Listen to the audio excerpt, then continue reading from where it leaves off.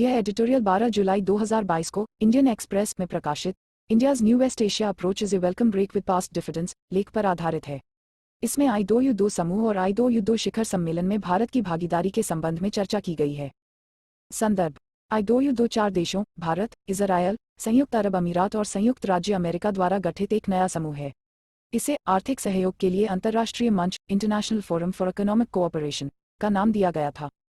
यह मध्य पूर्व और एशिया में आर्थिक और राजनीतिक सहयोग के विस्तार पर केंद्रित है, जिसके अंतर्गत व्यापार, जलवायु परिवर्तन से मुकाबला, ऊर्जा सहयोग और अन्य महत्वपूर्ण साझा हितों पर समन्वय करना शामिल है। चार देशों का यह समूह आधारभूत संरचना, प्रौद्योगिकी और समुद्री सुरक्षा जैसे विभिन्न क्षेत्रों में समर्थन और सहयोग को बढ़ावा देगा। I2U2 का पहला आभासी शिखर सम्मेलन यूक्रेन में संघर्ष से उत्पन्न वैश्विक खाद्य और ऊर्जा संकट पर विशेष रूप से ध्यान केंद्रित करेगा। I2U2 समूह की पृष्ठभूमि। अब्राहम समझौते।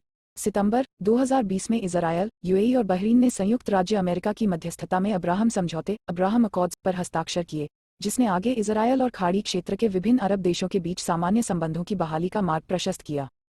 I2U2 को आरंभिक रूप से अक्टूबर 2021 में अब्राहम समझौते के बाद समुद्री सुरक्षा, आधारभूत संरचना और परिवहन से संबंधित मुद्दों को संबोधित करने के लिए गठित किया गया था। इसका उद्देश्य भागीदार चार देशों की क्षमताओं, ज्ञान और अनुभव की अनूठी सरणी का दोहन करना था, जिसने अंततः I2U2 के गठन का मार्ग प्रशस्त किया। I2U2 के लिए सहयोग के प्रमुख क्षेत्र कौन से हो सकते हैं? सुरक्षा। इससे देशों को इन नए समूहों के ढांचे के भीतर आपसी सुरक्षा सहयोग के निर्माण और विस्तार में मदद मिलेगी। उल्लेखनीय है कि भारत का इजरायल, अमेरिका और यूएई के साथ पहले से ही एक सुदृढ़ द्विपक्षीय सुरक्षा सहयोग स्थापित है। प्रौद्योगिकी। इनमें से प्रत्येक देश एक प्रौद्योगिकी केंद्र होने की स्थिति रखते हैं, जहां जैव प्रौद्योगिकी इनमें से प्रत्येक देश में एक प्रमुख क्षेत्र है। इजरायल को पहले से ही एक स्टार्टअप नेशन के रूप में जाना जाता है। भारत भी स्वयं अपनी क्षमता से एक व्यापक स्टार्टअप पारिस्थितिकी तंत्र के विकास की दिशा में कार्यरत है। यूएई भी इस बात को समझता है कि विश्व अर्थव्यवस्था का भविष्य केवल हाइड्रोकार्बन, तेल और गैस पर आधारित नहीं होगा और उसे प्रौद्योगिकी क्षेत्र में भी कार्य करने की जरूरत है।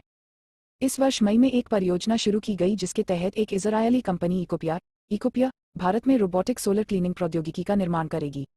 यह संयुक्त अरब अमीरात की एक परियोजना के लिए है। खाद्य सुरक्षा। खाद्य सुरक्षा और हानिकारकता संबंधी परिणामों से निपटने और उन्हें कम करने के लिए इन चार देशों के संयुक्त प्रयास अत्यंत महत्वपूर्ण होंगे। विश्व में खाद्य सुरक्षा एवं पोषण की स्थिति रिपोर्ट 2020 के अनुसार भारत की कुल आबादी का लगभग 14% कुपोषण का शिकार है। व्यापार और संपर्क। I2U2 चारों देशों के बीच व्यापार एवं वाणिज्य की प्रणाली को पुनर्जीवित और पुनः प्रेरित करने में योगदान दे सकता है। उल्लेखनीय है कि अमेरिका के बाद संयुक्त अरब अमीरात भारत का दूसरा सबसे बड़ा निर्यात गंतव्य है। संपर्क, कनेक्टिविटी। I2U2 एक कनेक्टिविटी कॉरिडोर के निर्माण के लिए संयुक्त अरब अमीरात और सऊदी अरब के साथ भारत की परियोजना को बढ़ावा देगा, जो भारत से अरब प्रायद्वीप में अरब की खाड़ी से गुजरता हुआ इजरायल, जॉर्डन तक और फिर वहां से यूरोपीय संघ तक विस्तृत होगा। इस गलियारे का निर्माण पूरा होने पर भारत के लिए कंटेनर परिवहन की लागत में उल्लेखनीय कमी आएगी। उदाहरण के लिए मुंबई से ग्रीस तक वहन हेतु लागत में 40% से अधिक की कमी आ सकती है। भारत के लिए I2U2 का क्या महत्व है? भारत की पश्चिम एशियाई नीतियां। अब तक भारत की पश्चिम एशियाई नीतियों ने मुख्यतः अरब देशों और इजरायल के साथ अपने द्विपक्षीय संबंधों को एक दूसरे से अलग रखने पर बल दिया है। अब भारत के पास अवसर है कि यूएई और इजरायल के साथ अपने संबंधों का अभिसरण कर सके। अब्राहम समझौते से लाभ। अब्राहम समझौते से भारत को संयुक्त अरब अमीरात और अन्य अरब देशों के साथ अपने संबंधों को जोखिम में डाले बिना इजरायल के साथ संबंधों को गहरा कर सकने का लाभ मिलेगा। मुनाफा बाजार। भारत एक विशाल उपभोक्ता बाजार है। यह उच्च प्रौद्योगिकी और अत्यधिक मांग वाली वस्तुओं का अग्रणी उत्पादक भी है, जो पश्चिम एशिया के निवेशकों को आकर्षित करेगा। भू राजनीतिक उपस्थिति को प्रोत्साहन।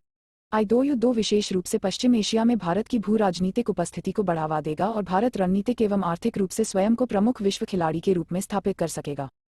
पश्चिम एशिया में लगभग 8-9 मिलियन भारतीय निवास करते हैं, जिनमें से केवल संयुक्त अरब अमीरात में ही 25 लाख भारतीय मौजूद हैं।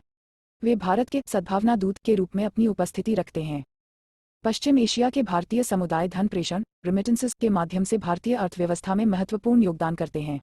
I2U2 के माध्यम से पश्चिम एशियाई देशों के साथ सहयोग की वृद्धि से आवक धन प्रेषण में वृद्धि होगी। अंतर्राष्ट्रीय प्रवास पर संयुक्त राष्ट्र की एक रिपोर्ट के अनुसार वर्ष 2017 में खाड़ी देशों से भारत को प्राप्त आवक प्रेषण $38 बिलियन का रहा था। I2U2 से संबद्ध चुनौतियां। इजरायल के लिए चुनौतियां। जहां तक शांति स्थापना और अरब इजरायल संघर्ष के समाधान का प्रश्न है, अब्राहम समझौते को एक बड़ी सफलता माना जा सकता है। हालांकि इस भूभाग के अन्य देश अभी भी इजरायल के साथ मैत्रीपूर्ण द्विपक्षीय संबंध निर्माण को लेकर अनिच्छुक बने हुए हैं। इसके साथ ही वास्तविक धरातल पर इजरायल फिलिस्तीन संघर्ष अभी भी चिंता का एक प्रमुख क्षेत्र है। अरब दुनिया के आंतरिक संघर्ष। ईरान सऊदी अरब। ईरान और सऊदी अरब के बीच शिया सुन्नी संघर्ष जारी है जो इराक, सीरिया, लेबनान और यमन में भी संघर्ष का एक प्रमुख विषय है। देशों का गुटों में बंटना। अरब जगत में आंतरिक संघर्ष ईरान जैसे भारत के महत्वपूर्ण साझेदारों को दूसरे समूह में शामिल होने को प्रेरित कर सकता है।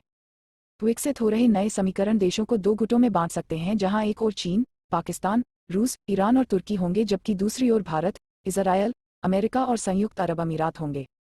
मध्य पूर्व में चीन की बढ़ती भूमिका। भारत को चीन को लेकर भी सतर्कता रखनी होगी, जो इस क्षेत्र में अपनी उपस्थिति का विस्तार कर रहा है। इजरायल। इजरायल के हाइफा बंदरगाह, हाइफा पोर्ट, का चीन द्वारा विस्तार किया गया है, जहां उसने $1.5 बिलियन से अधिक का निवेश किया है। चीन अशदोद बंदरगाह, एशडोद पोर्ट, का भी निर्माण कर रहा है, जो भूमध्य सागर में इजरायल का एकमात्र बंदरगाह है। संयुक्त अरब अमीरात।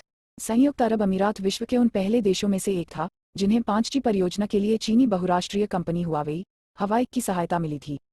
आगे की राह। अवसर का लाभ उठाना। I2U2 सभी संबंधित देशों के लिए लाभ का सौदा है। जहां तक पश्चिम एशिया के साथ सहयोग का संबंध है, भारत को एक अधिक सक्रिय भूमिका निभाने की आवश्यकता है।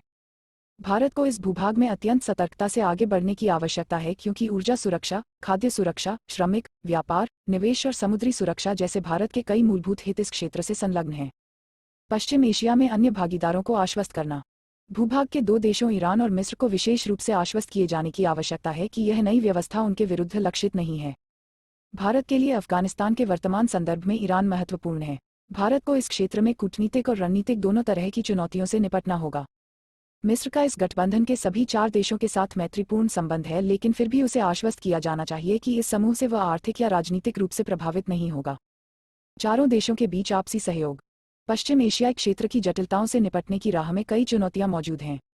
एक दूसरे के साथ मैत्रीपूर्ण संबंध बनाए रखने के लिए प्रतिद्वंद्वी देशों को कूटनीतिक और रणनीतिक रूप से संतुलित करना चारों देशों के बीच आपसी सहयोग के माध्यम से कार्यान्वित किया जा सकता है। अभ्यास प्रश्न। I2U2 के लक्ष्यों और उद्देश्यों का समालोचनात्मक परीक्षण करें। भारत के लिए इसका क्या महत्व है?